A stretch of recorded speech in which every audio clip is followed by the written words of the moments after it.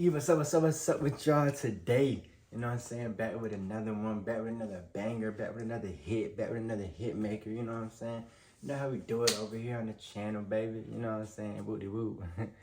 Nah, but y'all might as well go ahead and leave a like, go ahead and subscribe, and turn on them post notifications so we can go ahead and jump into this video, man. Let's go ahead and get it without further ado. Well, I think the Eagles are the biggest frauds in the league. Oh, man. I don't believe in the Eagles. I get it. They had a run last year and, their run this year. I get that. I totally do. And really, the Eagles have been a pretty decent team for about a decade now. And, if we're just being real, they really have been.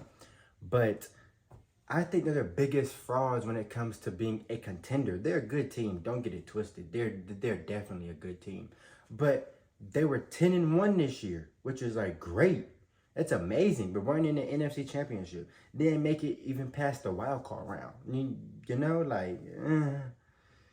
what I'm saying? It's like, wow. I mean, during that 10-1 run that you had 2 overtime wins. One was to the Commanders. You barely beat the Commanders. You had to go to overtime. And then before you played us in week 12, you played the Bills in week 12 and beat them. Really, you should have lost to them, but you beat them in overtime by 3. So all I'm saying here is that you guys were winning very ugly. Y'all were getting ugly wins. Wins that were like, what the heck? They won this game when it was really like the other team beat themselves. And it wasn't really y'all winning. It was just the strength of competition. And like, oh, we beat the Super Bowl champs this year. I get it. I get it. I really do.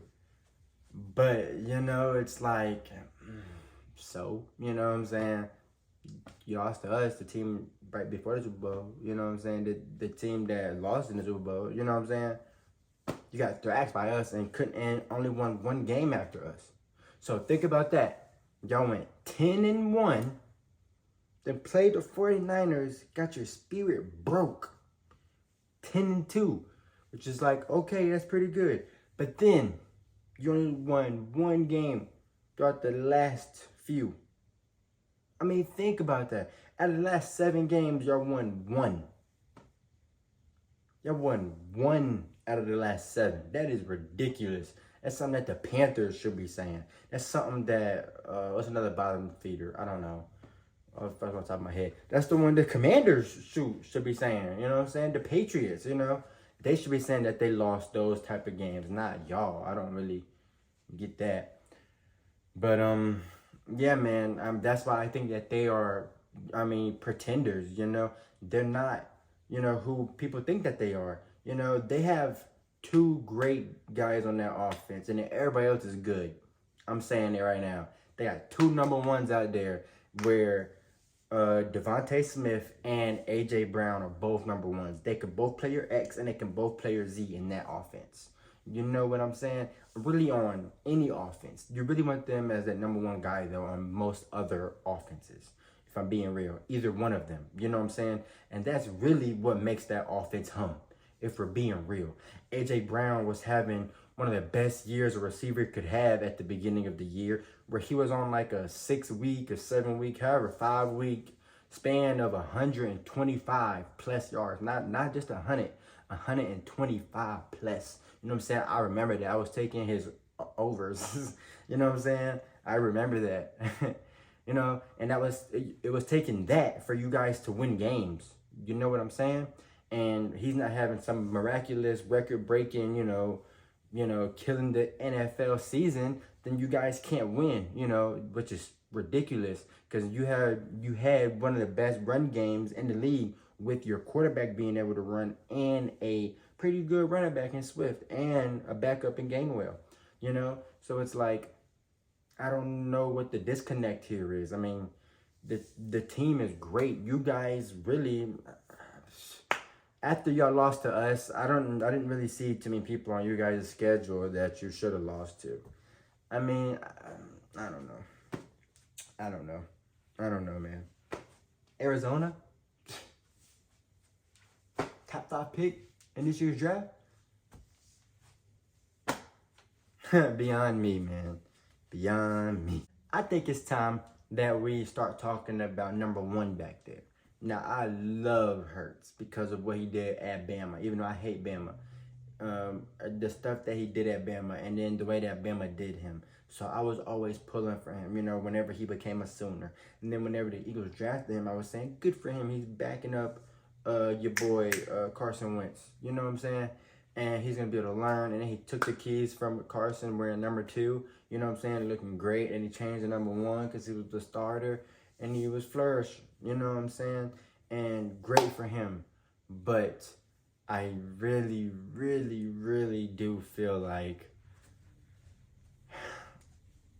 he isn't the problem. Definitely not. He's not the problem. But he's not the guy either, if that makes sense. Okay?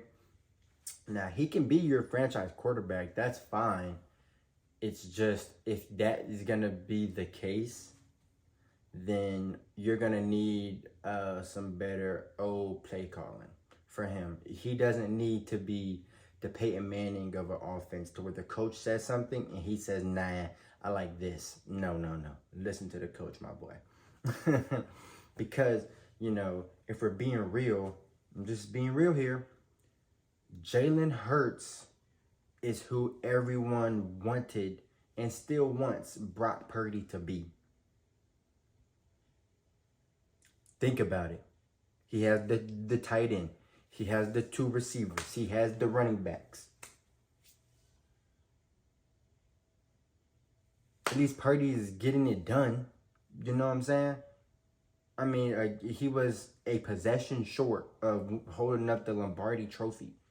You know what I'm saying? So y'all want to say he's a manager, but look at this guy who wasn't even in the manager case.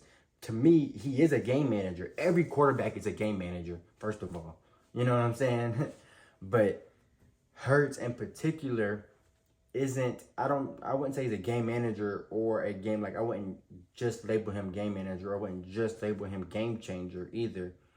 But what I would, put him, he's in the middle where there can be a lot of games where it just looks like he's managing. He's, check downs, 4 yards on first down, hand the ball off on second down, now it's 3rd and 2, 4-yard pass, convert on 3rd down. You know what I'm saying? Little stuff like that. There's definitely a lot of that going on in that offense. But then there's also a lot of 30 yards, down the field. No run after catch. The ball was just in the air for 30 yards, So there's a lot of that. Absolutely. I do want to say that. But Hurts really hasn't shown me that he can, do anything whenever his guys aren't being animals. Whenever they're just being subpar. He hasn't showed me that he can do that. He just hasn't. He hasn't showed me that. And I get it. He did his thing in the Super Bowl last year, 100%. So Super Bowl 57, he definitely did his thing. And Mahomes, that team just beat them. They just did. It is what it is. But if we're being real, they really shouldn't have even made it to that bowl. If we're, being honest here, the whole reason why they do make it is because Brock Purdy gets hurt. You know what I'm saying? More than likely, the 49ers would have beat them in that NFC Championship game because we saw what happened to them this year. It's about the same exact teams, actually less because we didn't have Huff. But anyway, though, they really shouldn't have even went to the Super Bowl last year. So this year should have just been a rematch of last year's Super Bowl, but it is what it is, you know what I'm saying? So, and then they get bounced in the wild card this year. And I don't want to just put all the blame on Hurts because, yeah, your number ones out there got to win. But they also can't throw the ball to themselves, you know what I'm saying? They can't call the plays that, that route suit their, play styles. You know what I'm saying? It's a whole team thing. And then their defense is great. Don't get it twisted. But it's just overrated. You know what I'm saying? Slay. Dog. Bradbury. Front 7. Animals. Definitely front 4. They can really put a 5 front out there. Still all 5 of them be dogs. You know what I'm saying? Absolutely. So, but they're overrated. They don't play to their name. Which which if you're not playing to your name, does that name still hold weight? I would say yeah, because, that's like, the last few years of Adrian Peterson. You say AP, animal. But, AP in Arizona, you know what I'm saying?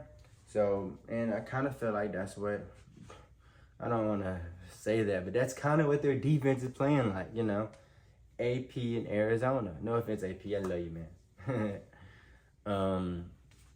But yeah, though, man, I really, really, really think that these guys are pretending. Plus, this freaking tush push, brotherly shove, whatever you want to call it, they said that they're gonna ban it this upcoming season, and that bailed them out a lot. A lot of 4th and 1s that normal people, would have punted the ball or kicked a field goal, and they got, that, tush push, and it worked, and it helped them out a lot this year, and it bailed them. It was something that they could, fall back on and rely on. He literally even said that every possession is 1st and 9. You know what I'm saying? He said every possession is, Nick Sirianni, their head coach, said that every possession is 1st and 9 because nobody can stop that tush push on 4th and 1. Now, some people did, absolutely, but I bet you the success rate is like 80-something%, 92%, something up like that. You know what I'm saying? But I don't know, man. I think that they are super, super, super big pretenders. They aren't, but they also aren't far from being contenders. All they have to do to be contenders is number one has to play better. Stop making number one beat you because, stop making number one have to decide if y'all are going to win the game or not. Because he's most effective whenever that run game is jumping. He's most effective whenever he can do RPOs. He's most effective whenever you can get him to use his legs. Not just sitting back there in that pocket, throwing us the game by your decision making.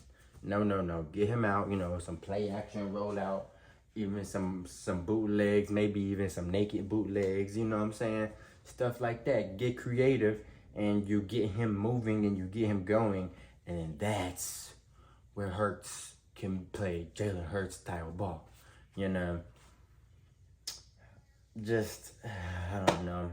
Hurts is up there in the conversation of top 5 QBs, and he might be top 10. Sirianni and them boys figure it out. If not, dang, they're probably going to let him go, which sucks, but they always fire the coach before the real problem. It always happens, you know what I'm saying? It is what it is. It's a business at the end of the day. It's easy to get a guy who can talk football and, can say, go here, go here, go here. It's easy to find those guys. But it's hard to find Patrick Mahomes. It's hard to find Jalen Hurts. It's hard to find A.J. Brown, Devontae Smith. You know what I'm saying? These guys aren't just, sitting on the corner like a lot of coaches probably are, Your daddy probably coach. You know what I'm saying? But your daddy can't go out there and catch 120 yards a game. You feel me? That's all I'm saying. Anyway, man. Hope y'all had a good day. Hope y'all enjoyed yourself. I appreciate you for watching this video. You know what I'm saying? Go ahead, thumb it up if you didn't. Subscribe if you're not. You know what I'm saying? Throw the post notification on if they not. You know what I'm saying? We out this thing, man. I appreciate y'all.